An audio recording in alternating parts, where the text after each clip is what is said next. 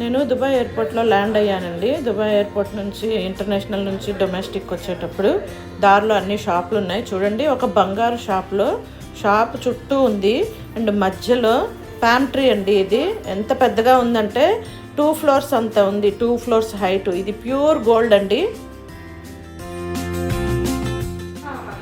ఇది కూడా Dubai ఎయిర్పోర్టేనండి. Special gift shop ఇది అండ్ చాక్లెట్ షాప్ కూడా.